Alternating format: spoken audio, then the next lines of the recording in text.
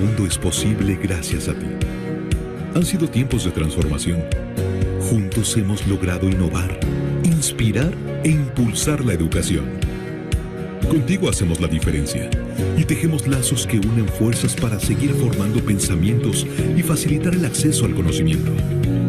Somos parte importante de esta cadena, brindando acompañamiento a la comunidad educativa con la experiencia y solidez que nos representan. Gracias por compartir nuestra pasión, por impulsar el aprendizaje en cada rincón del mundo. Contigo construimos el futuro gracias al compromiso con el que llevas a cabo esta gran misión. Con cada página se abre un sueño, un nuevo horizonte, una nueva historia. Se renueva la curiosidad y la imaginación. Contigo vemos el mundo diferente. Vencemos desafíos, cuidamos el planeta. Contigo dejamos huella. Porque los sueños se cumplen. Contigo es posible.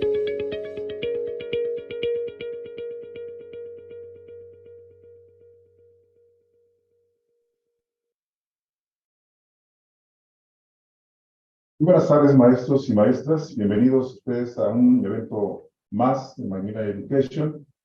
El día de hoy, maestros y maestras, tenemos un tema por demás importante, con un verdadero experto, un invitado de honor de en nuestra editorial, el doctor Juan Pablo Arroyo Ortiz, quien dirigirá este evento, este taller sobre conceptos clave del nuevo marco curricular común de la educación media superior. Y me permito presentar al doctor Juan Pablo Arroyo Ortiz. Él es economista por la UNAM, doctor en filosofía por la Universidad de Alcalá, posgrado máster universitario en América Latina y la Unión Europea, una cooperación estratégica en el Instituto de Estudios Latinoamericanos de la Facultad de Filosofía de la Universidad de Alcalá. Posgrado, especialización en Historia del Pensamiento Económico en la Universidad Nacional Autónoma de México. Cuenta con una extensa trayectoria profesional. Fue subsecretario de Educación Media Superior en la Secretaría de Educación Pública de 2018 a 2022, periodo en el que impulsó el nuevo marco curricular común en la educación media superior. Actualmente es profesor titular de tiempo completo en la Facultad de Economía de la UNAM. Fungió como coordinador ejecutivo del Instituto Belisario Domínguez de la Cámara de Senadores de la República Mexicana.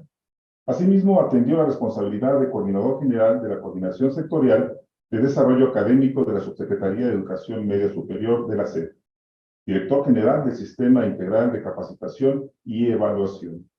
Asimismo, coordinador de la Comisión de Evaluación de los Profesionales de la Economía de la Federación Nacional de Colegios de Economistas, ACE, periodo 2012 a 2016, entre otras funciones que ha representado de forma profesional. Además, tiene publicaciones importantes, de las cuales mencionaremos algunas porque de verdad, maestros y maestras, es una lista larguísima de responsabilidades que ha tenido el doctor y asimismo de sus publicaciones, y mencionaremos memoria histórica de 4 años en la Subsecretaría de Educación Media Superior, líneas de política pública para educación media superior para el periodo 2019-2024, Plan CEP 023, Educación de Trayectoria para la Educación en México, el legado intelectual de los economistas mexicanos, y otros títulos, maestros, maestras, que de verdad es un agrado saber que tenemos a una persona experta, un profesional, y seguramente pues, ustedes podrán obtener de esta presentación muchas herramientas, muchos recursos y además estar muy bien enterados de estos conceptos clave. Pues, doctor, lo dejo ya en esta sesión para que adelante continúe con... Muchísimas gracias. Vamos a hablar de los conceptos clave del marco curricular común en la educación media superior. Quiero agradecer antes a Editorial Macmillan y Castillo que me han invitado a dar esta plática para poder llevar a ustedes los elementos más relevantes e importantes de lo que ha sido la propuesta de reforma de curricular de una parte del Plan de Estudios de Educación Media Superior, que es el que corresponde a un marco curricular común para todos los sistemas de bachillerato. Lo que vamos a integrar en esta plática son los nuevos elementos del marco curricular, la definición y propósitos de la atención a la población de 15 a 18, la organización del mapa curricular, la didáctica objetivo, la explicación de lo que son las progresiones, el desarrollo del conocimiento intermultidisciplinario y transversal para el alcance del conocimiento complejo, y se requiere proponer nuevas prácticas de trabajo en el aula, en la escuela y en la comunidad, en la localidad donde se trabaja. Los docentes, con eso vamos a terminar, son personajes importantes para el desarrollo de esta reforma. El nuevo marco curricular común ya fue acordado a partir de un acuerdo secretarial que fue publicado el 2 de septiembre de 2022. Todos los sistemas públicos y privados de educación media superior están en la dinámica de tener que implantar el nuevo marco curricular común a partir de agosto de 2023. La aplicación será progresiva, se inicia con el primer semestre, la primera generación, y paulatinamente se irá aplicando el nuevo marco curricular común en los próximos 3 años. La información de detalle de todas las progresiones y los documentos que soportan ya este acuerdo secretarial están en la dirección que tienen ustedes. Seguramente la editorial les va a distribuir la presentación y lo van a poder ustedes acceder. Está ahí todo el material último, más reciente, que se publicó por la Secretaría de Educación Pública y que tiene la misión de apoyar e impulsar la implantación de este nuevo marco curricular común. Ahí están definidos todos los elementos y conceptos. La idea es que en un plazo de 3 años, las escuelas y su organización se deberán adaptar a este nuevo marco curricular, sus necesidades y su organización administrativa. Se adecuarán aspectos laborales, perfiles docentes y reorganización de áreas académicas.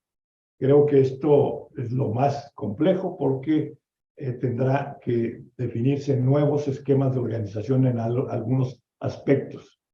Por ejemplo, se necesita la capacitación y actualización de los docentes, que se ocuparán de la educación a estos jóvenes de 15 a 18 años. También las autoridades educativas tendrán que hacer suyo el nuevo marco curricular común y tenerlo claro. Y ese es uno de los propósitos de esta conferencia, tratar de ayudar a que todos ustedes directivos tengan la idea más redonda de lo que es el marco curricular común. ¿Cuál es la motivación de la propuesta? La motivación es que cuando se inicia la gestión de la subsecretaría en el 2008, una de las cuestiones que se hizo un balance fueron los resultados académicos que se tenían en la educación media superior. Y pues es triste porque Enlace, Planea, PISA, estas pruebas de desempeño eran bastante desfavorables. Los resultados del Planea de agosto del 19 confirman que la muestra evaluada por la prueba PISA evidencian que tenemos mucho que mejorar. Por ello, la meta es no aumentar los puntos en estos instrumentos. Sería absurdo. Lo que se requiere es hacer una reforma más integral, de un modelo más permanente, que nos ayude a que los jóvenes tengan lo suficiente para que las nuevas generaciones sean capaces de subir estos estándares. Hay experiencia en otros países, por ejemplo, en Corea del Sur, donde tenían un desempeño muy deficiente y se hizo una política pública estatal para corregir la enseñanza de las matemáticas. Todos los maestros se pusieron a aprender matemáticas, todos, incluso los que no enseñaban matemáticas. Solo esa acción subió el estándar de calificación de los estudiantes de Corea del Sur en 2 años. Luego se insistió y ahora Corea del Sur está compitiendo con Finlandia en los primeros lugares. Los cambios curriculares eran necesarios porque durante las reformas ocurridas anteriormente se habían reducido contenidos importantes, se afectó a las ciencias sociales, casi desaparecen. La enseñanza de la historia, después de una polémica ocurrida en 1992-93, la historia parecía que se desfiguraba en los programas de estudio de primaria, secundaria y bachillerato. Sin embargo, se quedó un concepto de historia muy memorística, pero se quedó historia. Pero desapareció civismo, ética, lógica, algunas materias que se mantenían como parte del marco curricular. Se había perdido lo esencial de la educación. Por ejemplo, se redujo, yo diría, se mutiló la educación física como una obligación en la escuela. La cultura, el arte y la sensibilidad social fueron excluidos. Entonces, cuestiones que ya tenía la educación previamente, de alguna manera se resolvía esto, pero de pronto se elimina de los planes y programas y se olvidaba lo esencial, que es la formación integral de niños, niñas, adolescentes, jóvenes, como ciudadanos con responsabilidad social, que sean parte fundamental de los cambios, que no queden relegados de ellos. De esa manera, el rumbo de la reforma, que implicaba no solo cambiar el sentido, darle fuerza a los contenidos, sino había un compromiso de cobertura universal en los jóvenes de 15 a 18 años, cosa que no se ha cumplido. Se trataba de buscar consensos en la transformación en la escuela para que los aspectos sociocognitivos de saberes y de cultura general se revisaran, cambios en los planes y programas y en el trabajo en el aula, una estrategia pedagógica específica, y se preocupaba mucho de recuperar el componente socioemocional. Es un asunto que se había perdido y que definía una falta de este tema en los comportamientos de los jóvenes, porque había mucho sentimiento de soledad, había muchas afectaciones, incluso físicamente, de los propios alumnos, mutilándose o incluso llegando a decisiones no muy adecuadas para su conducta y su vida. De tal manera que se buscó realizar un cambio en la educación media superior con la construcción de un nuevo marco curricular común, con la participación de maestras, maestros, personal directivo, desde el aula, la escuela y los subsistemas. Quiero reconocer que esta meta se cumple con la participación de los sistemas públicos. Por la pandemia y por las circunstancias de la relación de la educación privada con la Secretaría de Educación Pública, se dio poca atención, sobre todo a los directivos de educación privada. No obstante, se invitó abiertamente a muchos de los eventos que se publicaron y se desarrollaron en el proceso de la reforma. De esta manera, ya en mayo de 2019 se modifica el artículo 3º constitucional, y con estas orientaciones el artículo 3º ya llama a hacer una educación integral en todo el sistema educativo, que se educará para la vida con el objeto de desarrollar en las personas las capacidades cognitivas, socioemocionales, se subraya esto, y físicas, que le permitan alcanzar su bienestar. También se define en el artículo 3º constitucional la inclusión del conocimiento de las ciencias, las naturales y las sociales, las humanidades, la enseñanza de las matemáticas, lectoescritura, literacidad, la historia, la geografía, el civismo, la filosofía, la tecnología, la innovación, las lenguas indígenas de nuestro país, las lenguas extranjeras, que incluye además, entre otras cosas, las habilidades socioemocionales. La educación física, el deporte, las artes ya son parte del artículo 3º constitucional, y se hace énfasis especial en la educación musical como un elemento posible en todo el territorio nacional para promover estilos de vida saludables, educación sexual y reproductiva y el cuidado del medio ambiente, entre otras cosas. La definición fundamental es contribuir a la mejor convivencia humana a fin de fortalecer el aprecio y respeto por la naturaleza, la diversidad cultural, la dignidad de las personas, la integridad de las familias, la convicción del interés general de la sociedad, los ideales de fraternidad, igualdad de derechos de todos, evitando los privilegios de razas, de religión, de grupos, de sexos o de individuos. Quiero subrayar que estamos definiendo en el artículo 3º en el 15 de mayo de 2019, elementos generales, posibles de aplicar en cualquier escuela, sin ninguna orientación ideológica específica. Queremos seguir integrando en ese momento a la educación con estos conceptos AME. Esto nos lleva a lo que dice la Ley General de Educación en su artículo 24, que establece claramente que los planes de estudio de media superior se deben de fundar en torno a un marco curricular común. Ya existía una idea, pero no se había logrado plasmar. Por eso se insiste en ello. Y se promoverá entonces el desarrollo integral de los educandos, sus conocimientos, habilidades, aptitudes, actitudes y competencias profesionales. Con 3 elementos: conocimientos transversales, integrados por la comunicación, las matemáticas, la historia, el aprendizaje digital, con especial atención a lo socioemocional, las áreas disciplinares, la cultura, el conocimiento general, ciencias naturales, experimentales, las ciencias sociales y las humanidades, y pensar que en el ciclo de bachillerato hay que atender a los jóvenes a los 17, 18 años que se incorporan o al trabajo o a la educación superior. Esos son las salidas, el destino de un joven al salir del bachillerato. No todos los jóvenes pueden seguir a la educación superior, pero sí una gran cantidad de ellos se incorpora a la vida productiva y útil en la sociedad.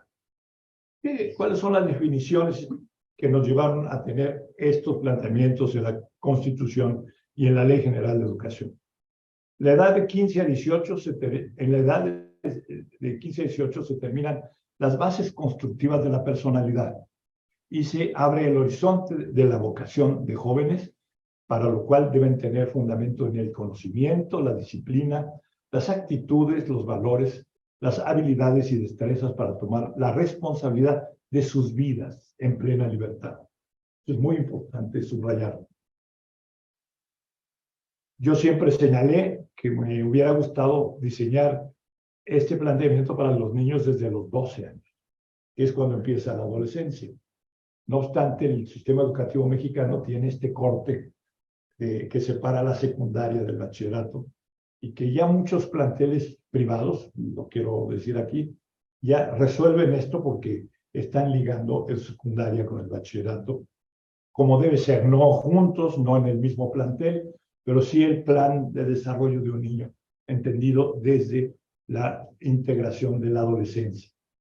La adolescencia mayor, hay que reconocerlo, se tiene un comportamiento, una maduración de condiciones que llevan a una sexualidad, a un crecimiento físico, a una serie de emociones, compromisos.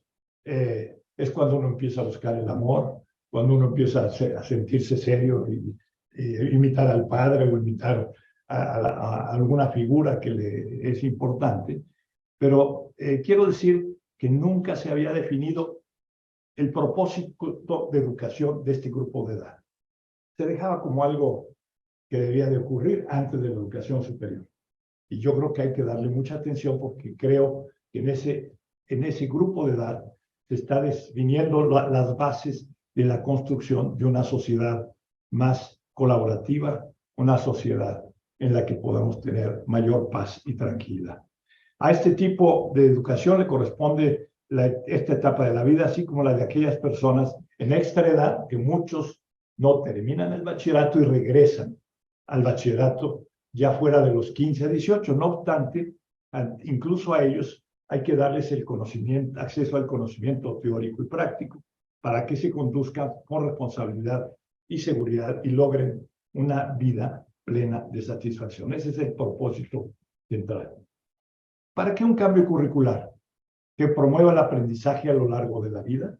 Ese es el propósito.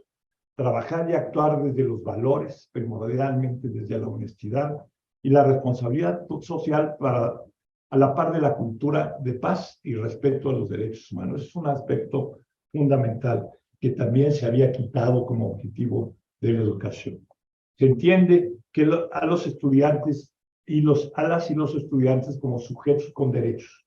Ya son ciudadanos, aunque tengan 15, 17 años, debemos tratarlos como tales. y tiene que aprender tanto cognitiva como emocionalmente en procesos de maduración personal y la integración de su personalidad propia. Cada uno de nosotros, cuando tuvimos esa edad, fuimos construyendo nuestra personalidad.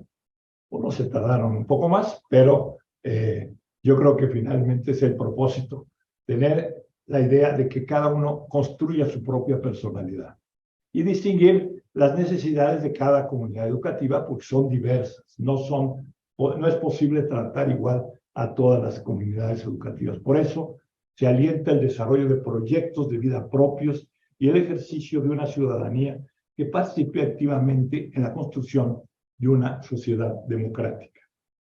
Uno de los aspectos que son fundamento de esta transformación del marco curricular es el cumplimiento de los objetivos de desarrollo social que plantea la ONU para 2030. Y hay dos fundamentales. Todos se cumplen si se da buena educación, los 17. Aunque parezca que alguno, como el de la formación técnica, etcétera, pero si un joven tiene claro los 17 conceptos de los objetivos de desarrollo sustentable, va a ser un ciudadano integral. Pero hay dos. Uno que es el de la educación de calidad, con el cual logramos el resto de los elementos. Ahí aprendemos a trabajar para resolver la pobreza, alimentarnos bien, a tener salud, en fin, los 17 conceptos de los objetivos de desarrollo sustentable hay que meterlos en la educación como un propósito central. El otro, que es la forma también de llegar a cumplimiento de estos fundamentos, es el objetivo octavo, que es el trabajo decente y crecimiento económico. Si nosotros enfocamos el propósito de la educación con un propósito social, de que todas las personas, niñas, niños, que después son ciudadanos, vayan a incorporarse a la vida productiva en cualquier rama, no solo en la industria, sino en los servicios, en la educación, en la cultura, vamos a lograr un crecimiento nacional. O sea, la educación de esta edad es básica para un proyecto de nación. Por eso, el trabajo decente y crecimiento decente y crecimiento económico son fundamentales. Y si se tiene una educación sólida, cuando uno tenga 17, 18 años, va a poder tener esta oportunidad en el futuro. Otro elemento que es relevante es entender la educación como parte de ese proceso, como dice la frase que tengo ahí de Clementi Sarama, que así como un niño aprende a gatear, luego se incorpora, camina, hasta correr, hasta que se hace un atleta, así debemos entender la educación. Es un proceso de trayectoria paulatina, donde cada nivel tiene que corresponderle la responsabilidad de una parte de este trayecto. La madre, cuando nace el niño, hay que darle palabras, hay que darle sentimientos, hay que darle concepción social, y eso es una responsabilidad educativa de la madre cuando nace un bebé. Pero después hay que incorporarlos al preescolar y cumplir también otros propósitos. Si cada nivel educativo cumpliera su propósito, yo no tendría que estar exigiendo a mis alumnos de profesional que lean bien. Y ese es un problema que tenemos actualmente. Entonces, este proceso de trayectoria que empieza en los 0 años y concluye después de 23 años de educación, nosotros tenemos que insertar el grupo de 15 a 18 para que se complete este proceso. Cuando se entiendan estas progresiones de aprendizaje y desarrollo, es posible crear secuencias de vida basadas en ellas, generosas, y generar entornos particularmente apropiados y efectivos dentro del proceso de enseñanza-aprendizaje. Esto es, los adolescentes y jóvenes están en el centro de esta estrategia y nosotros debemos ir cumpliendo las metas como instituciones, como docentes, como directivos de estas etapas que surge en el proceso de vida de los jóvenes. Hay que poner una meta muy clara, un camino para el desarrollo a largo del cual las personas avanzan en cada etapa y un conjunto de actividades y tareas pedagógicas diferenciadas por nivel educativo, adaptadas a cada etapa de la trayectoria. El propósito es dar sentido de vida y pertenencia e identidad a los jóvenes. Aquí está el mapa. Empiezas a los 0 y terminas con la incorporación al trabajo o la licenciatura y después el desarrollo de talentos en los posgrados o en la investigación. Para eso necesitamos formar y capacitar a los docentes, una formación articulada desde secundaria, media superior, superior.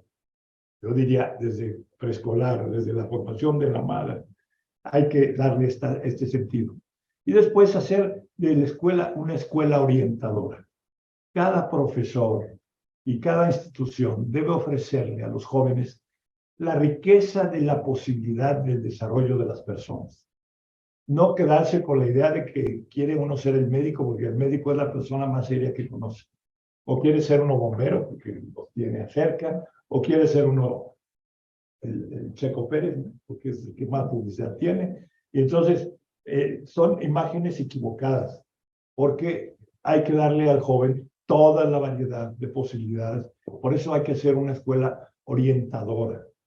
El joven debe de tener a la mano todas las posibilidades del ejercicio en las humanidades, en las ciencias sociales y en las ciencias naturales y la ingeniería para poder ejercer su profesión. Cuando conozca, van a ver que su talento y su gusto y sus facilidades le van a poder permitir seleccionar más adecuadamente. Mi hija seleccionó la danza, yo le pedí que fuera abogado y finalmente es una gran bailarina, porque logró decidir y construir su propia vida en lo que ella quería. La educación profesional finalmente es muy importante, porque uno termina el bachillerato y entonces hay que pensar en cómo a ese joven se le da capacitación específica para el ejercicio laboral, a los que quedan en el ámbito laboral. Pero a los que se van a la universidad es muy importante que se vayan a una formación de mayor fortaleza en las áreas específicas de la ciencia. Por eso van a ver un cambio muy importante en cómo se contempla la enseñanza de la cultura básica de la humanidad y no se llega directamente a enseñarle química, física, porque no todos vamos a ser físicos ni químicos al final de la vida. ¿Cómo organizamos con estos elementos el mapa curricular? Se busca un proceso integral, un proceso que conduzca a la formación de estudiantes a través de la transversalidad, de recursos sociocognitivos que son importantísimos, habilidades que todos los profesores debemos de tener, comunicación, aplicación del pensamiento matemático, muchos eluden el pensamiento matemático, deben de tenerlo, la historia como método, entender cómo uno debe tener conciencia histórica de dónde uno está y de uno dónde va. Y finalmente, el recurso de la actualidad, la cultura digital. Sin esa cultura digital, nos limitamos mucho en la vida cultural. Esto nos lleva al conocimiento del ser humano, a las ciencias naturales, a las ciencias sociales, a las ingenierías y a las humanidades. Si logramos tener estos 4 recursos sociocognitivos muy fortalecidos.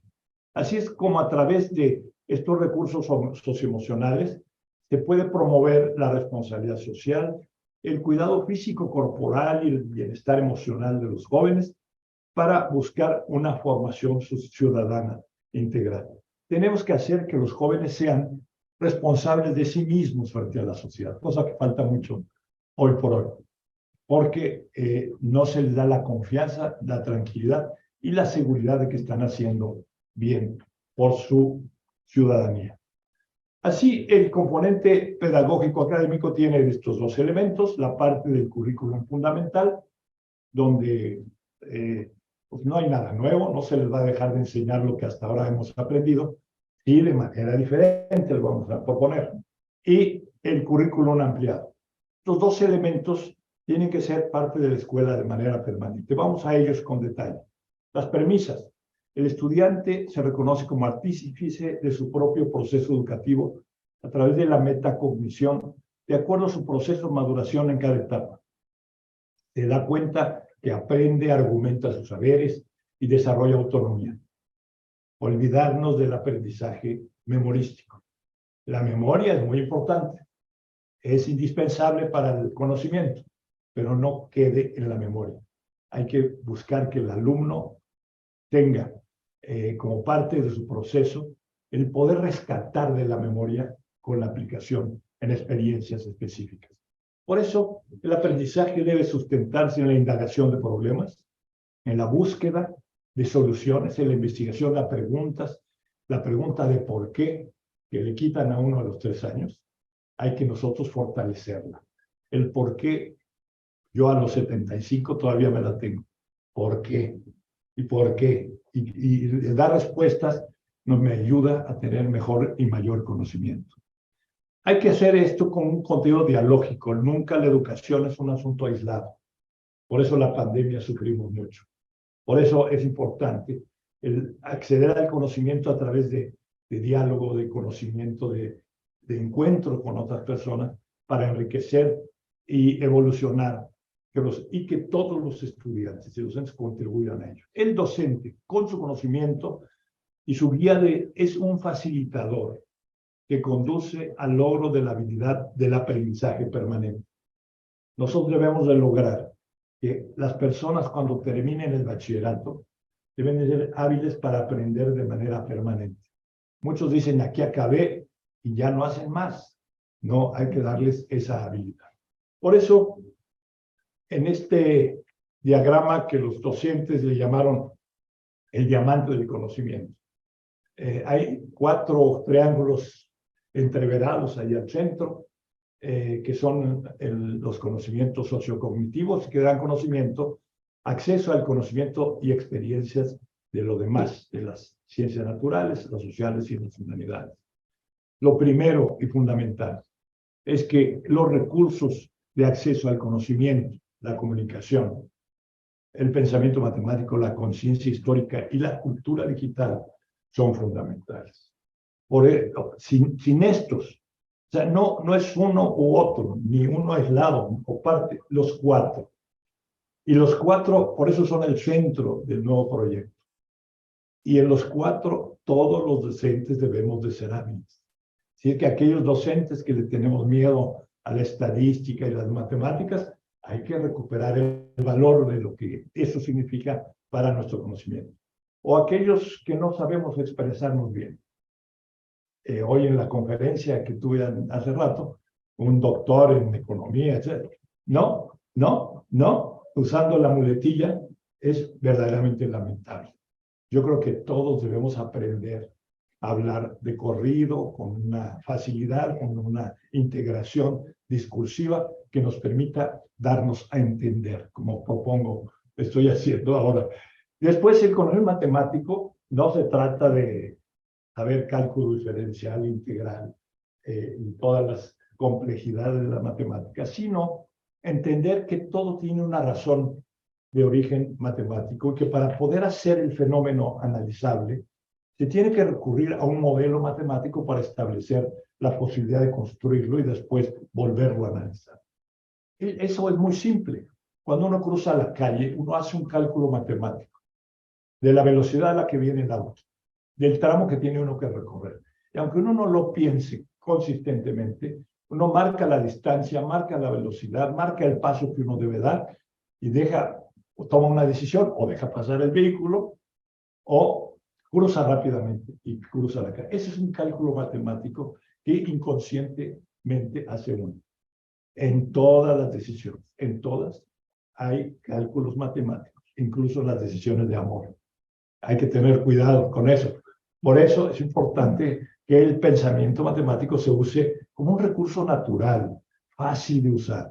Obviamente hay unas decisiones que se hacen complejas y hay que ver elementos que son en el desplazamiento del tiempo, en el desplazamiento de movimientos. Entonces empieza a hacerse el uso de la complejidad matemática, pero no todos tenemos que llegar a eso. Por eso, en lugar de hacer fácil la matemática, cuando se le enseña de memoria, se le hace imposible. Los niños, hicimos un estudio, los niños hasta el 3er año son buenísimos en matemáticas. ¿Por qué?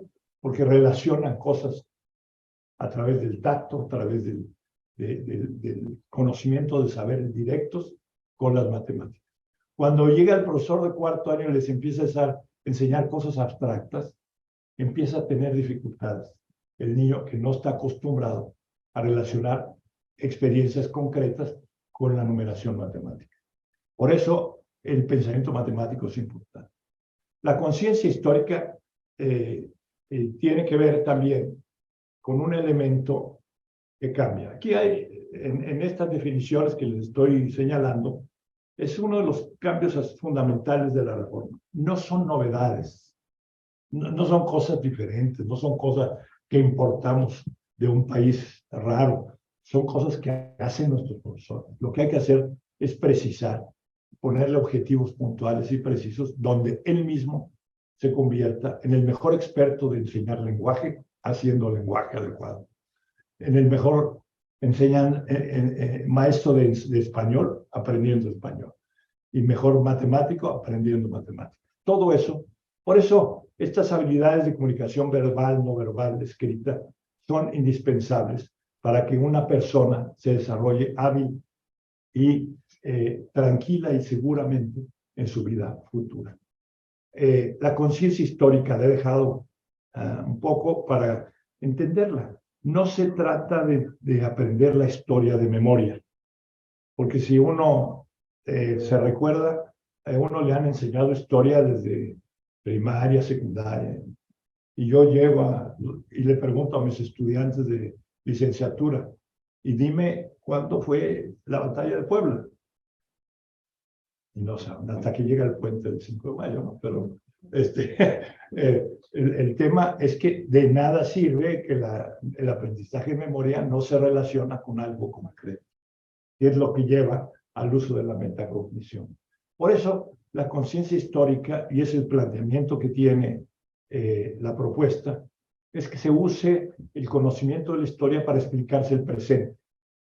Entonces, un fenómeno del presente debe relacionarse con nuestros antepasados, con la historia fundamental de la construcción de una nación, con la historia de que somos parte de un universo global.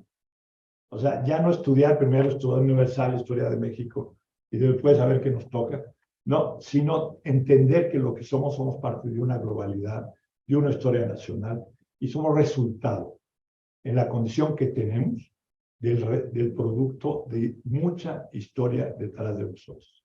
Y entonces nos explicamos por qué somos pobres, por qué somos artesanos, o por qué somos burócratas, o por qué somos ricos, potentados, o por qué somos políticos, porque tenemos una historia. Si logramos que la enseñanza se transforme de la enseñanza memorística al uso de la práctica, del análisis de la historia para explicarnos cómo somos y qué somos y a dónde vamos, va a ser más útil el aprendizaje de la historia. Por eso le pusimos conciencia histórica más que solo historia. Creo que las progresiones, todavía la discusión tiene ahí algunos problemitas, pero hay que mejorar esas circunstancias. Bueno, en cultura digital, ¿qué les digo? Si podemos estar en comunicación con todos ustedes, y tuvo problemas aquí los técnicos de Macmillan para conectarnos porque casi no llegábamos, es porque tenemos que tener el acceso a todos estos elementos de las técnicas de la información y la comunicación para poder establecer esta maravilla de poder hablar con tanta gente desde una salita, que yo pedí que me acompañaran algunos para no sentirme tan solo, pero sé que los tengo a todos ustedes escuchándome. La cultura digital, por tanto, es indispensable. Estas 4 habilidades sociocognitivas nos pueden llevar a fortalecer la enseñanza. Esto nos va a poder acceder a los elementos del conocimiento de la humanidad, las ciencias naturales, las experimentales y la biología, la tecnología, perdón, las ciencias sociales y las humanidades. Se había perdido el concepto integral de la cultura de estos 3 elementos. Incluso se había aislado. Hay una polémica de si las humanidades solo se enseña filosofía, pero las humanidades es una cosa más compleja.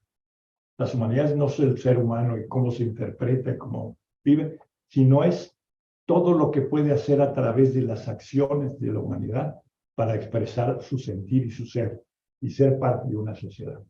La filología, la biblioteconomía, la epistemología, la estética, son actividades de las humanidades muy centradas en el concepto de la filosofía que nos puede permitir hacer ciudadanos integrales. Lo mismo les digo de las ciencias sociales.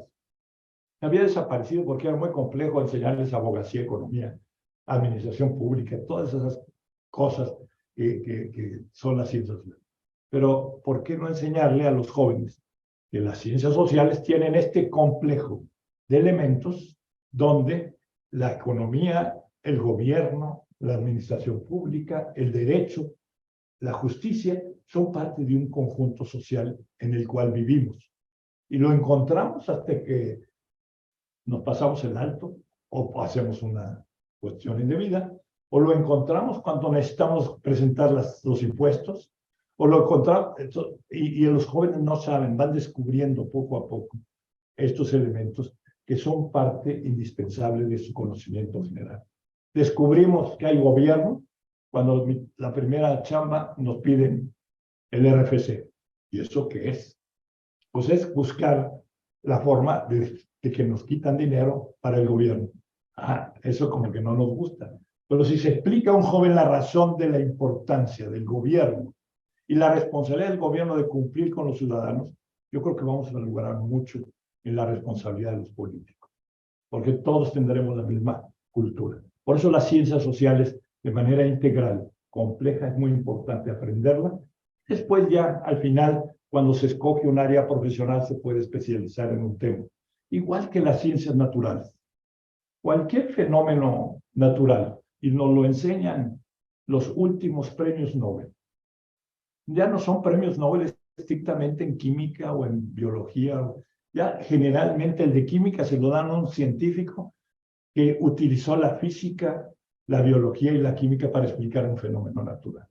¿Sí? La partícula de la vida, la famosa, el bosón de Higgs, que se fue el premio Nobel, es un tema complejo, integrado de la biología, de la física, de la química y de la ecología, completo. El joven de hoy debe entender estos procesos integrales complejos. Si no, se puede ver. Por todo esto es lo necesario para formar una ciudadanía con formación integral.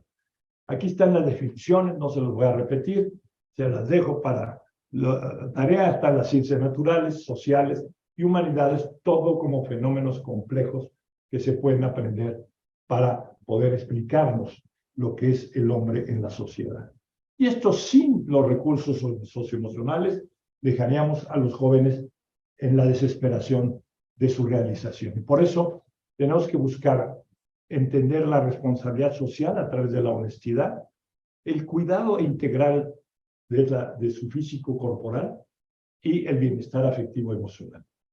Son tres elementos que todos tenemos que tener regulares y satisfechos.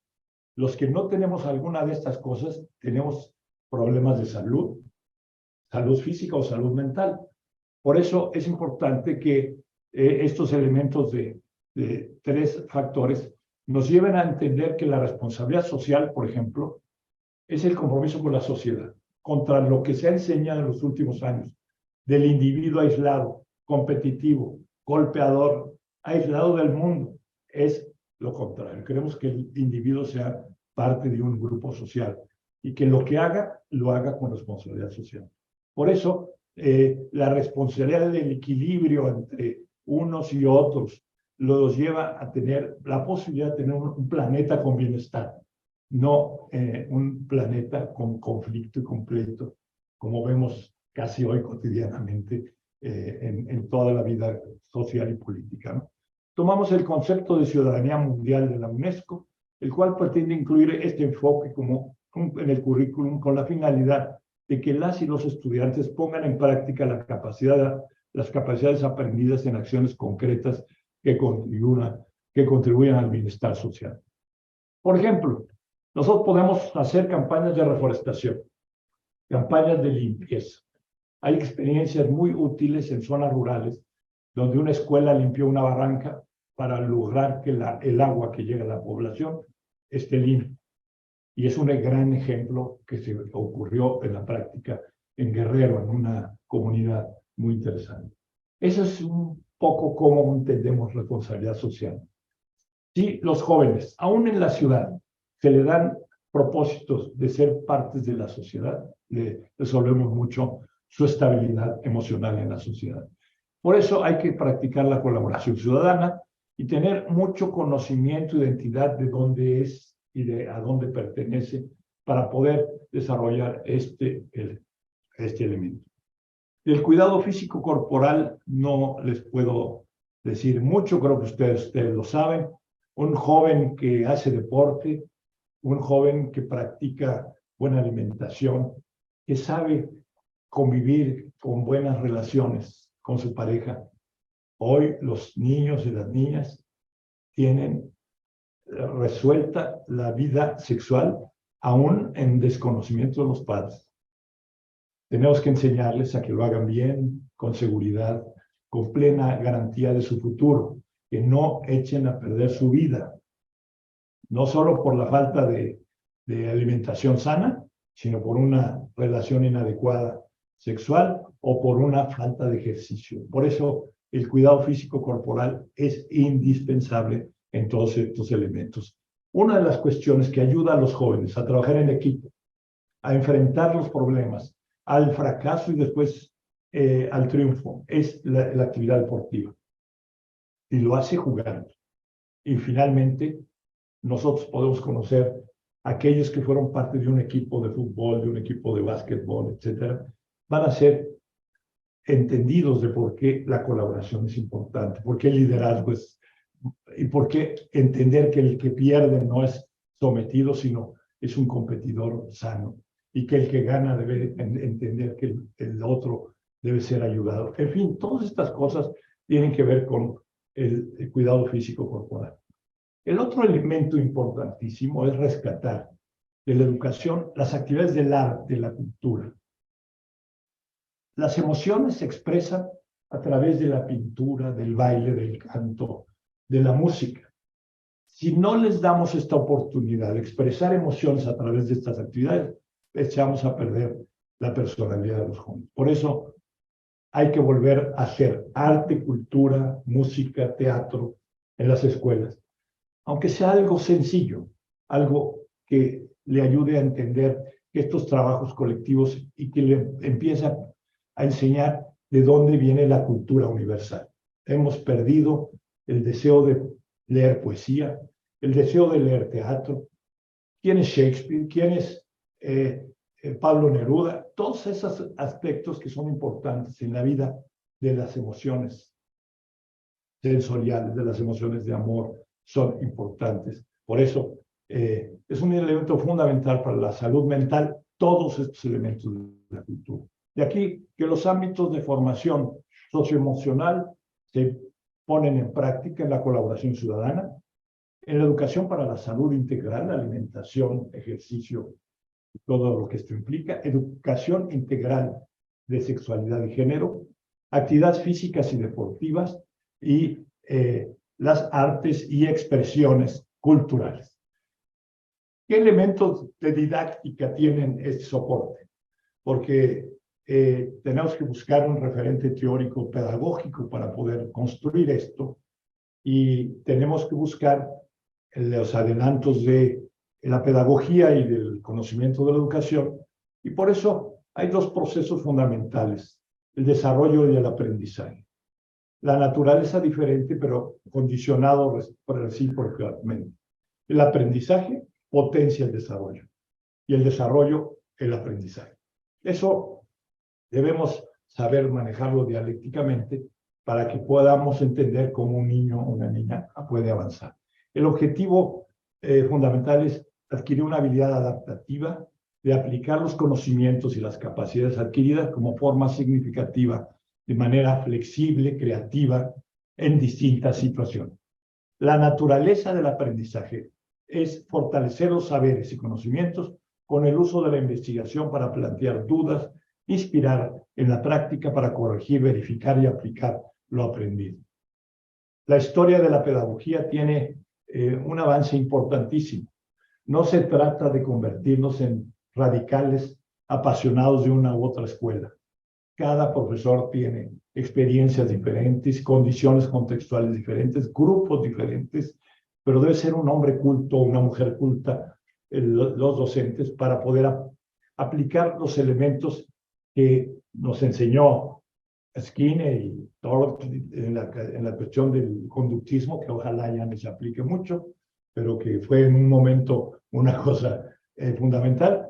Yo creo que ahora hemos tenido avances e históricamente Piaget, Vygotsky, Brunner y Oswald nos han enseñado elementos para entender una cosa más compleja, más diversa.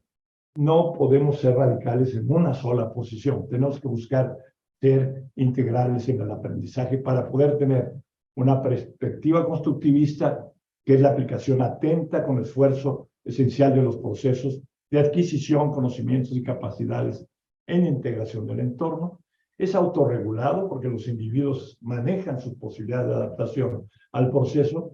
Visión situada, nunca se hace con cuestiones tan imaginadas, sino son elementos concretos que le llevan al sujeto a entender con la experiencia el proceso de aprendizaje. Y es esencialmente una actividad distribuida que incluye al estudiante individual, a otras personas, al ambiente de aprendizaje, así como a los recursos, tecnologías y herramientas disponibles. Esto no se lo va a leer en detalle, pero hay posibilidad de principios de adquisición de memoria, principios de retención de memoria y el aspectos de manejo de sobrecarga de la información. Son 6 principios en lo primero, en lo segundo también, y son elementos que el docente debe tener claro de lo que está construyendo en el proceso educativo. Les voy a dejar esto para su conocimiento y detalle de la información. Esto nos llevó a una decisión que discutimos mucho, porque la comunicación que se daba a los docentes en la implantación de un plan de estudios era planes y programas con temarios. Y los temarios pues dan mucha posibilidad de aplicación. Como este concepto implica la aplicación de la complejidad en el análisis de los fenómenos naturales, sociales y humanos, pensamos que era más posible su entendimiento si al docente se le explica cómo poder entender que un análisis de un objeto material nos puede enseñar lo que es la materia, la transformación de la materia y los elementos químicos y biológicos que pueden ocurrir en este proceso. De ahí que las progresiones son la descripción secuencial de aprendizajes, de conceptos, de categorías y subcategorías que le llevan al estudiante a ir desarrollando su conocimiento. Y ahí es donde metemos los elementos de la complejidad del conocimiento. Es un modelo flexible que no limita el proceso de enseñanza-aprendizaje debido a que ofrece libertad al docente de abordar temas o conceptos desde las distintas perspectivas adaptadas de acuerdo a los contextos en los que se encuentra. El propósito es lograr en el estudiante el desarrollo de conocimientos y habilidades de forma gradual con objetivo de alcanzar los aprendizajes de trayectoria propuestos. Un elemento importante en la educación es la evaluación.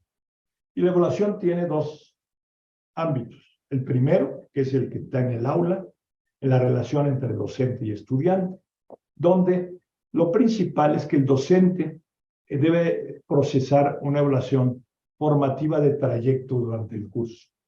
Olvidarnos de los exámenes finales como única forma de evaluación. Uno debe de ir construyendo con el alumno cómo se logra su calificación y que el alumno entienda que no va a poder pasar con un examen final después de 6 meses. Que entienda que construyó su conocimiento y que va alcanzando la construcción de su calificación. A eso le llamo yo una evaluación formativa de trayecto durante el curso. Eso es fundamental y un cambio que no es solo de conocimiento, sino de práctica pedagógica en el aula. Se recomienda la retroalimentación del proceso de aprendizaje en fomentos y procesos de evaluación y de autoevaluación. Que el alumno sepa dónde falló y por qué falló. Hay una forma de evaluación muy interesante que es estudiante a estudiante. Que ellos discutan dónde fallaron y por qué fallaron. Eso les permite a ellos consolidar conocimientos. Finalmente, la evaluación que el estudiante hace de nosotros, los profesores. Es importante saber qué piensa el estudiante de cómo uno dio la clase, cómo dio uno el curso, para poder corregir en adelante. Las evaluaciones de los docentes por estudiantes hechos en forma anónima son muy útiles e importantes en las instituciones. Que se haga llegar al profesor dónde está fallando, dónde puede mejorar, eso va a ser indispensable. La otra parte de la evaluación es la evaluación de la institución. Entre docentes deben evaluar sus prácticas y debe haber reuniones académicas donde ellos expongan cómo enseñan, qué enseñan, para poder enriquecer sus experiencias. La relación entre el docente y el directivo, porque el directivo debe conocer lo que se está haciendo en el aula y en la práctica de la enseñanza. Y es docente directivo, pero también el directivo con el docente. Las dos vías para ver cómo un director no solo se necesita autoridad, sino se necesita comprensión y capacidad de liderazgo y conducción. Finalmente, ¿qué piensa la comunidad de nuestras escuelas? Porque también tenemos que ser claros que trabajamos para una sociedad y para una comunidad. Y por eso las evaluaciones sociales son muy importantes. El desarrollo vital para esta reforma es el conocimiento inter y multidisciplinario y la práctica pedagógica transversal. Si nosotros hemos propuesto una enseñanza de fenómenos complejos, necesitamos entender lo que es la inter y la multidisciplina. No se trata de fundir las ciencias, ya cada ciencia va a mantener su cuerpo teórico, su metodología y sus elementos de conocimiento, pero se trata de utilizarlos para explicar los fenómenos complejos. De tal manera que ese es uno de los tramos difíciles en la formación de los docentes. El profesor que hoy enseña química, hoy enseña física, en la parte básica, elemental de la formación de un joven, va a tener que explicarle lo complejo de los fenómenos. Es más fácil entenderlo y después de dirigirse y dedicarse a una especialidad puntual de una de las áreas científicas que al revés. O sea, ¿por qué? Porque uno primero odia la física y después dice yo ya no. En cambio, si uno entiende lo importante y útil que es la materia en la transformación de los elementos para conseguir una transformación de algunos materiales, va a entender la riqueza de entender la física y la ciencia natural. Y finalmente, la ingeniería, la aplicación de las técnicas, de los aspectos constructivistas, etcétera, son indispensables que el joven lo vaya entendiendo como un proceso integral, no como una especialidad desde que tenga 15 años. La transversalidad es cómo utilizamos los conocimientos, sobre todo, del currículum sociocognitivo, de la buena comunicación, del uso del pensamiento matemático, de la cultura digital y de la conciencia histórica en la explicación de los fenómenos. Todos los fenómenos tienen una historia, todos los fenómenos tienen una explicación matemática, todos hay que saberlos comunicar y expresar. El profesor tiene que saber dónde está esa información. Y hoy por hoy, el uso del teléfono celular, el uso de la tablet en una clase es muy importante. No prohibírselos, sino usarlos. A ver, jóvenes, ¿quién me saca las gráficas de estadística del Producto Interno Bruto? ¿Dónde, profesor? No, pues busquen INEGI, ahí está la página. Y esto les enseña a uno la cultura digital para entender una información que va a usar uno en el curso que está impartiendo. Pero se necesita un profesor que tenga estas habilidades ante todo. Y la transversalidad implica que estos recursos del conocimiento sociocognitivo nos hagan mejorar el conocimiento de las ciencias naturales, sociales y las humanidades. Y finalmente, los recursos socioemocionales nos ayudan a que el aspecto metacognitivo sea más importante. Si ustedes le ponen a un estudiante una obra de teatro donde se recurra a los elementos de la discusión filosófica de Sócrates en sus diálogos, va a ser muy importante, porque va a recurrir a la filosofía. Lo mismo que si se lo meten a un Bertrand Russell enseñándole cosas científicas en una obra de teatro, en una novela. Hay muchas novelas que explican estos aspectos y eso es cultura, reforzando el conocimiento. Por eso, todos esos elementos hay que verlos en una transversalidad integral. Esto requiere nuevas prácticas de trabajo en el aula. Los profesores debemos saber desarrollar nuevas prácticas en el aula, sobre todo aprovechando la especificidad del trabajo en el medio urbano, en el medio rural, en el medio urbano medio. Les quiero comentar que don Mario Molina me ayudó mucho a establecer estos conceptos, y un día me dijo, ¿por qué no tenemos laboratorios en todas las escuelas?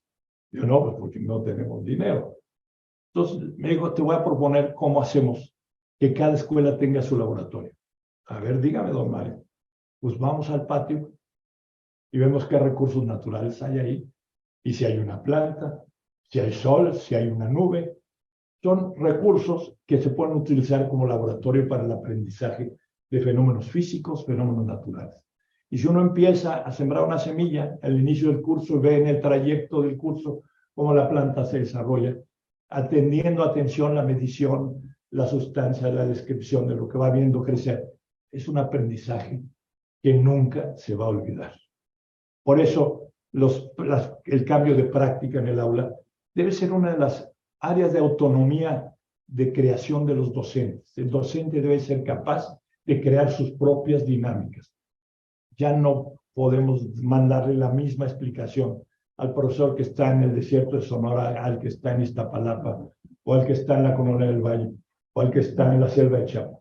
Cada uno debe de tener este propósito bien entendido y construir de lo que tiene a la mano un elemento para demostrar su capacidad de desarrollo. Actividades a desarrollar en este proceso de aprendizaje, guiados por las progresiones para lograr las metas de aprendizaje, se contempla así el currículum fundamental y el ampliado para el logro de la formación integral de los alumnos.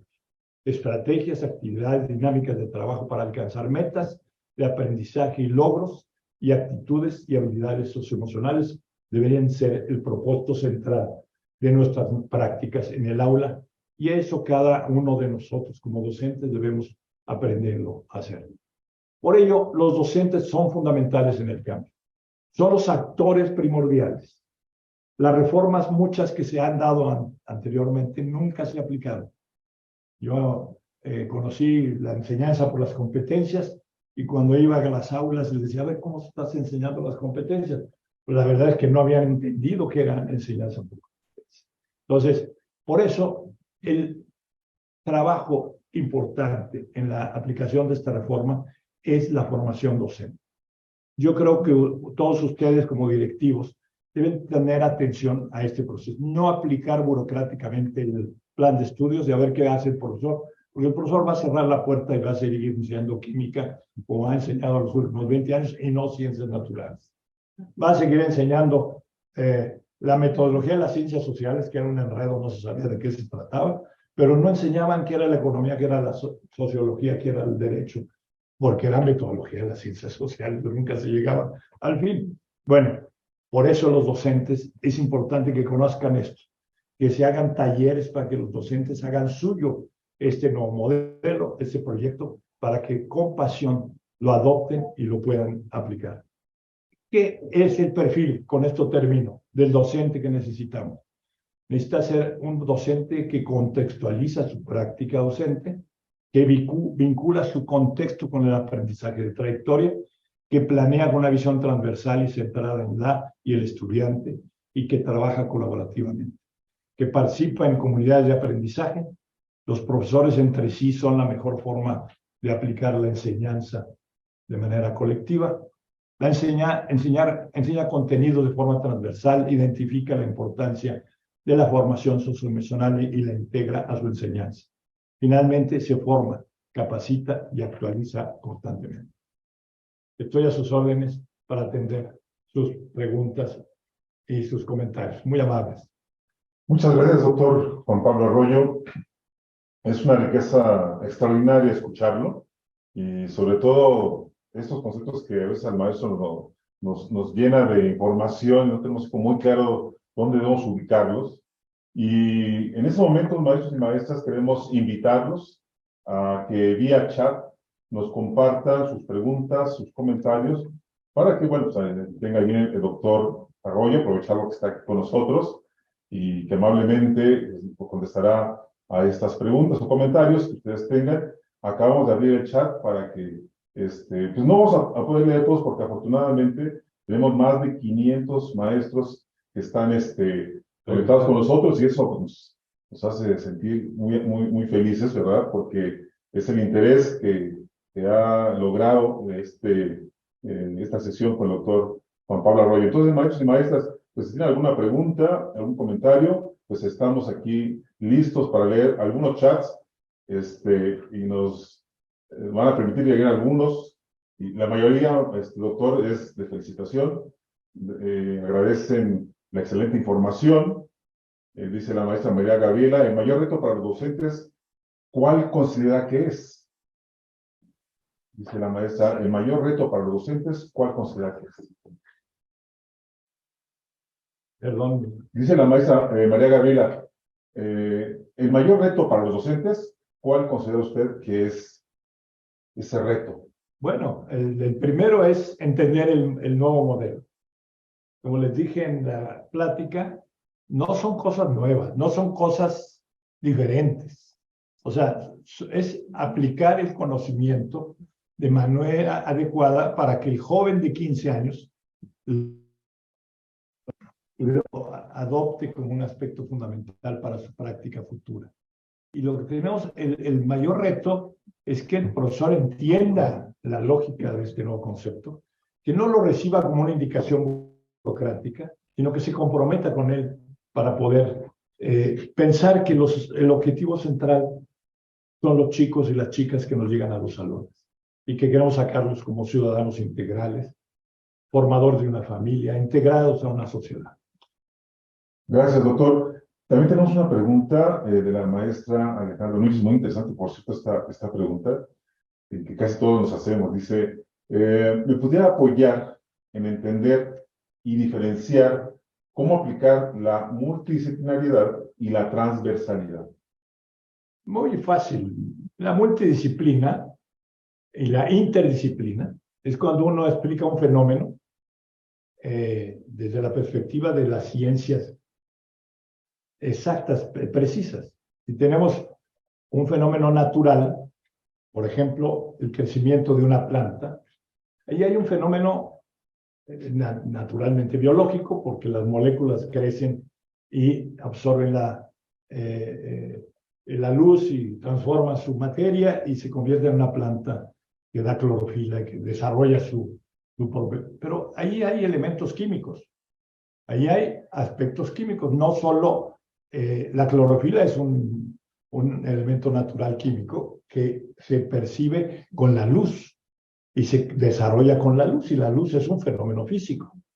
Si uno dice la clorofila como si viniera de quién sabe dónde, estamos enseñando mal. Pero si les decimos, de la forma en que una planta desarrolla la clorofila para ponerse verde y poder transformar el CO2 en oxígeno, ¿qué es lo que está haciendo? Está promoviéndose un fenómeno biológico a través de la práctica de un fenómeno físico y un fenómeno químico. Ahí está la multidisciplina. Ahora, el profesor tiene que saber qué pasa con la clorofila cuando la luz impacta en la planta y desarrolla una materia específica.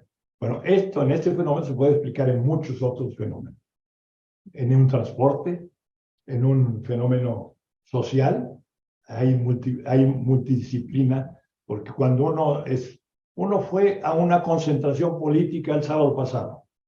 ¿Qué es eso? No, es un fenómeno social muy importante, pero tiene un propósito político, tiene un planteamiento de la celebración de un evento histórico muy relevante, que fue la expropiación petrolera, pero tiene una utilidad política para los que concurrieron a ese concepto. Entonces, uno entiende que hay problemas en un ejemplo social, hay problemas de la política, del gobierno, de la historia, que nos llevan a este desarrollo de una concentración. Cuando uno entiende todo esto, uno ya puede comprender por qué los que van tienen un interés o una obligación de ir. Y entonces uno entiende y analiza con toda seriedad y profesionalismo el fenómeno específico. ¿Dónde está la transversalidad? Pues que uno debe de saber matemáticas, cómo medir la cantidad de gente que fue al Zócalo el sábado contra la que fue el 26 de febrero. Han dicho muchas cifras, pero uno se puede hacer el esfuerzo midiendo la superficie, midiendo la cantidad de gente, viendo la concentración que puede estar en un metro cuadrado. Eso que es matemáticas aplicadas a un análisis, esa es transversalidad. ¿Cómo lo expresa uno? A un comentario que puedo hacer aquí. Pues tengo que ser muy preciso en la comunicación. Yo les quiero decir que la concentración de un día fue mayor que otra porque la cantidad de gente se vio distribuida en estas condiciones. Y eso le da unos argumentos para poder explicar bien las cosas. ¿Y cómo lo puedo expresar en una conferencia como esta? Pues porque una cámara me está comunicando con más de 500 personas por una práctica digital que uno debe ser muy hábil. Y tiene que dar. Ahora, yo doy clases en Zoom y ayer que me tocaba atender clases en Zoom, me llegó un alumno. ¿Dónde están los demás? Pues el celular. Entonces, con el celular lo localicé. ¿Dónde están? No, pues uno andaba en un funeral y el otro, y bueno, ya supe dónde está. Con la práctica digital pude integrar la sesión de ayer en una sesión Zoom y trabajamos 2 alumnos, porque los otros 6 no estaban. Todos tuvieron su... Unos de plano no se presentaron ni sabíamos dónde andaban. Pero ese es el uso de la práctica digital del conocimiento y eso es transversalidad. Entonces, la comunicación, expresarlo bien. El pensamiento, expresar una razón con fundamento que tenga algo que pasa con la cámara, que lo vea la cámara. Ya lo veo. No, La cámara. no sé qué pasa con la cámara. Pero entonces, la transversalidad implica el conocimiento. Ahora, hay transversalidad cuando uno usa conocimientos de las ciencias naturales en la explicación de un fenómeno social, por ejemplo. No es automático, no es una cosa que sea una receta. Es de una cosa integral de la cultura de un ciudadano que debe poder aplicar todos estos conocimientos. Muy bien, vamos a continuar con otra pregunta. Nos hacen, ¿cuándo comenzará la capacitación para docentes? ¿Cuándo comenzará estos talleres para los maestros y maestras que tengo algo curricular común? Miren, yo tengo entendido que la Secretaría de Educación Pública ha tenido muchos cursos y actividades de formación, y hay una cantidad disponible de manera libre de estos cursos que los pueden acceder, pero yo creo que la responsabilidad fundamental es de sus directivos, de ustedes directivos, a que organicen sus procesos de formación. Y creo que hay que darse tiempo, hay que ayudar a esto, buscar que esto se pueda desarrollar con mayor facilidad. Por ahí, un taller de trabajo de formación para preparar al grupo de profesores que va a empezar en agosto y que entiendan con mayor precisión y con expertos lo que es las ciencias naturales, lo que es las humanidades. Esto puede ser interesante que Macmillan pueda desarrollar algo así. Me lo han pedido en algunas universidades, pero tengo entendido que la Secretaría está...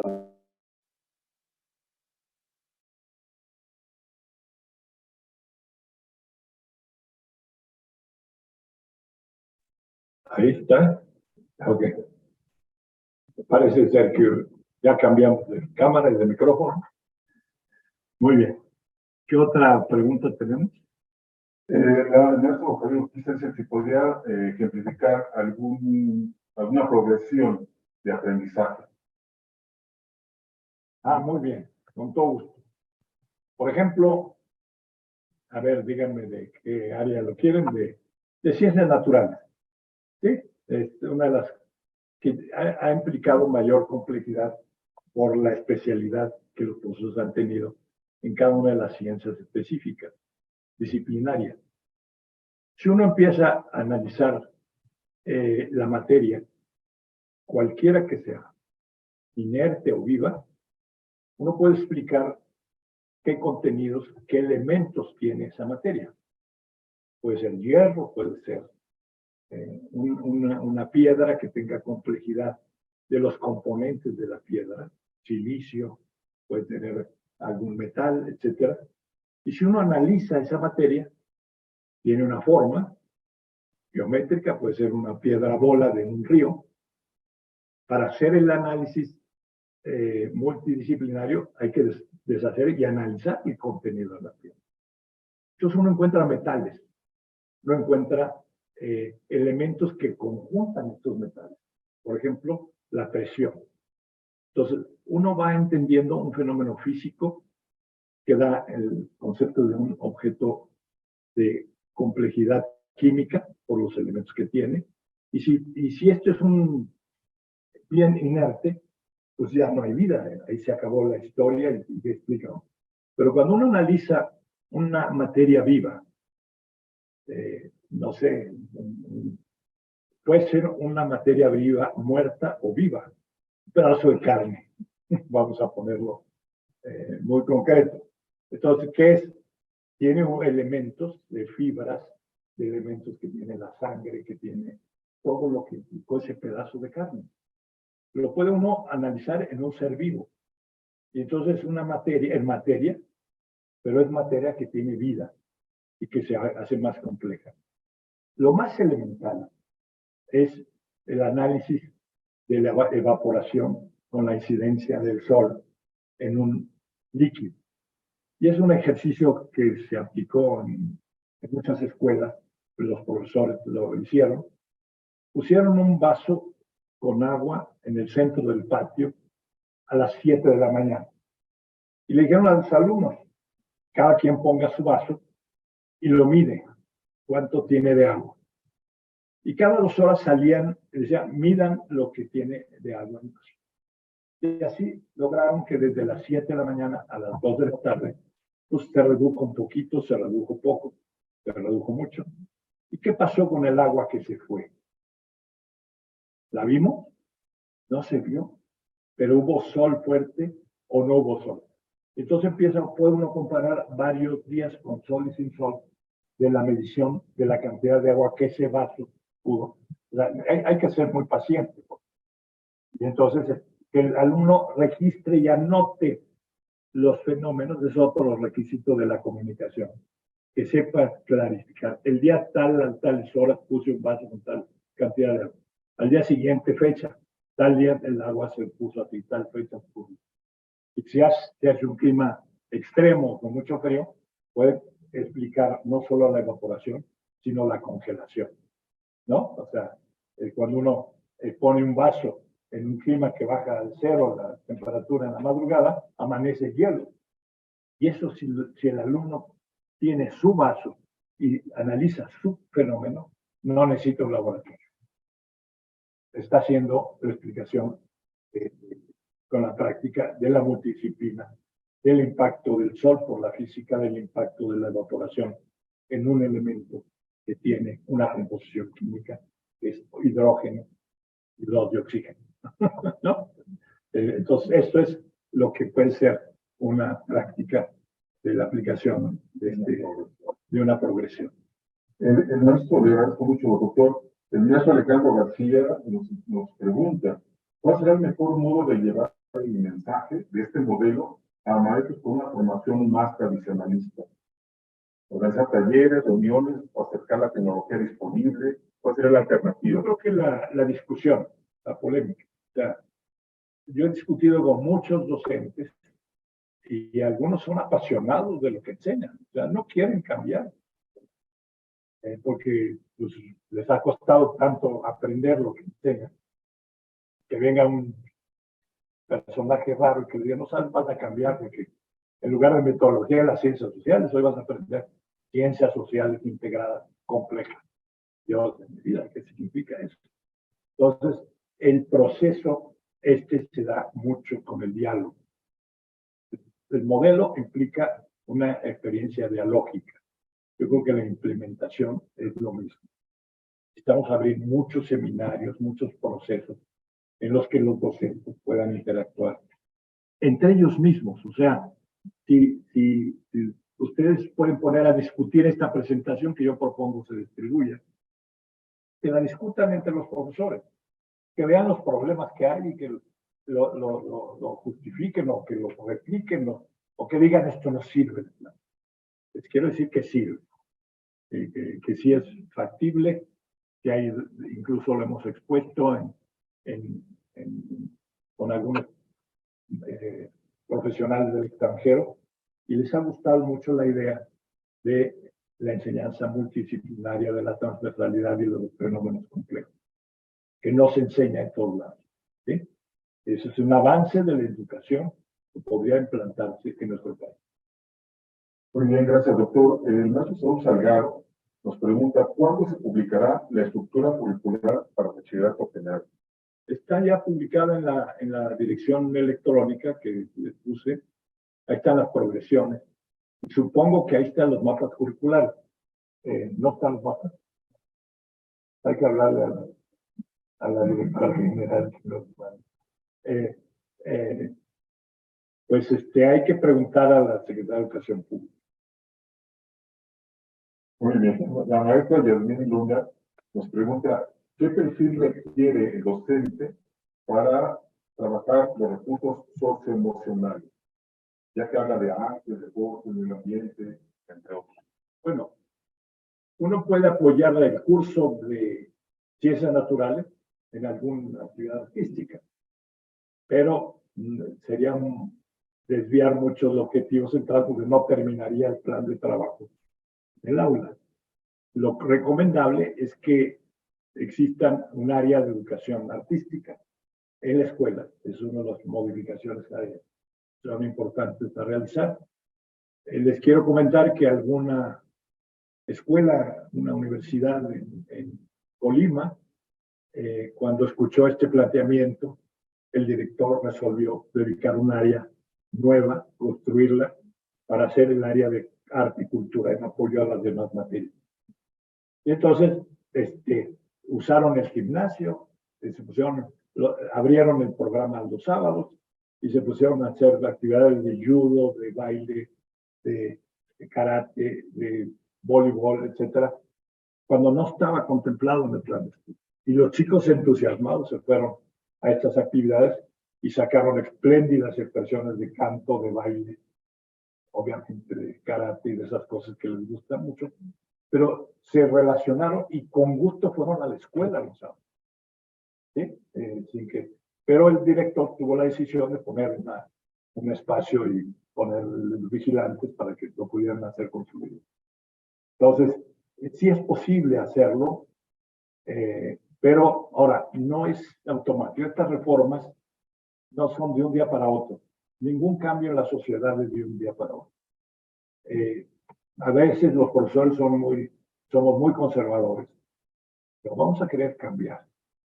Y eso no lo vamos a poder resolver. O sea, tienen derecho y tienen antigüedad como docentes, etcétera. Y bueno, pues, ¿qué le vamos a hacer? Pero hay jóvenes que están muy entusiasmados con esto y hay grupos de aprendizaje colectivos en las escuelas que ayudan a que esto se haga posible. El aprendizaje colectivo entre profesores, la discusión de estos materiales nos puede llevar a eso. Los aprendizajes socioemocionales, yo recuerdo en la reforma del 17 que decía que había que aprender las habilidades socioemocionales, que era saber comunicarse, una serie de cosas muy específicas que describe la Organización Internacional del Trabajo para un buen empleado. Yo creo que nosotros podemos ir a más si a las personas no solo las hacemos bien entendidas de la comunicación, empáticas, cuando juegan deporte le van a resolver todo eso a un chico o una chica. Cuando son parte de un equipo, van a identificarse, entre ellos van a tener amor a una camiseta. Y eso es indispensable, poder identificarse con una institución y eso les va a dar una seguridad en su desarrollo. Muchas gracias, doctor Camargo. Y también tengo una pregunta de Mónica Muñiz. Dice, buenas tardes. Con esta propuesta, ¿qué papel tendrán los profesiogramas para la asignación docente? Se tienen que arreglar, porque yo creo que se tienen que flexibilizar. Si la idea es tener personas con educación científica o de alguna rama científica para enseñar ciencias naturales, ya vamos a quitarle el candado de que solo los químicos enseñan química y que solo los literatos enseñan comunicación. Yo creo que va a haber que describir con mayor amplitud los profesiogramas. Y es una de las tareas que ahí es importante definir. Y yo creo que lo podemos hacer por institución para aprovechar. No se trata de que desplacemos a ningún profesor. Todos los profesores deben de ser incorporados a esta nueva lógica y que tengan oportunidad de participar en el proceso de transformación. Muy bien, cerramos con una pregunta, si me lo permite. Ricardo Magañe, una pregunta, dice, ¿qué posibilidad existe que estos cambios no surtan efecto en el ciclo 2024 y se pospongan un ciclo escolar más? Dependerá de la disposición de las instituciones. No, o sea, cuando una institución decida que en agosto empiezan, para empezar necesita seleccionar a los profesores, necesita abrir las condiciones materiales para que esto sea posible, organizar los horarios de trabajo, ver dónde se va a hacer lo socioemocional y la parte de trabajo en aula, pero eso hay que empezarlo a construir ya ahora. Depende de las instituciones que lo puedan hacer y en una relación clara con la Secretaría de Educación Pública, presentar planes de si es posible hacerlo en agosto o posponerlo un año.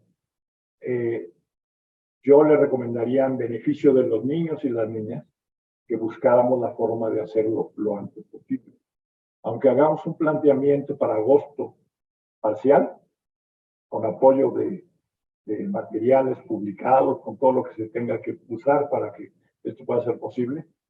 Y en la siguiente generación ya lo vamos a hacer más preciso, más adecuado y preparar al segundo año que mejor es. O sea, darnos tiempo para que en el proceso de crecimiento de la generación, en los 3 años de bachillerato, podamos no dejar de aplicar los ajustes y las mejoras en la educación. O sea, los procesos sociales y los procesos educativos tienen esta duración de largo plazo y de mediano plazo.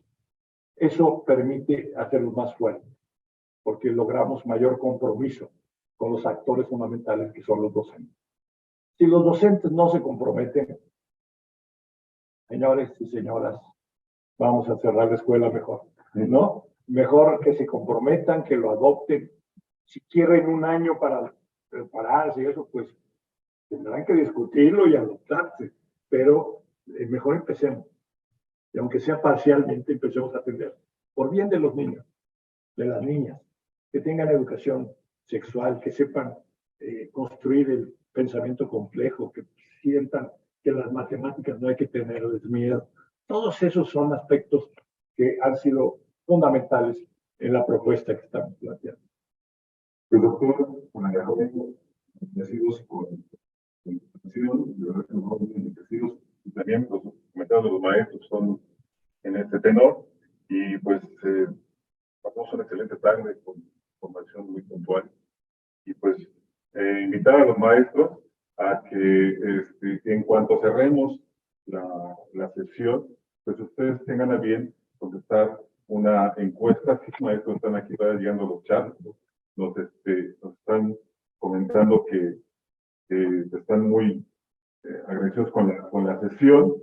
Y les digo, en cuanto cerremos la sala, ustedes tendrán la posibilidad de llenar una encuesta de satisfacción y los invitamos a visitar nuestras diferentes redes sociales para que, bueno, tengan oportunidad de asistir a diferentes eventos de la editorial. Entonces, pues, maestro, muchas gracias. Doctor, nuevamente, muchas Gracias. gracias por la plática, por la Les intervención. digo que se valen críticas duras. Son muy constructivas. Les agradezco mucho su atención.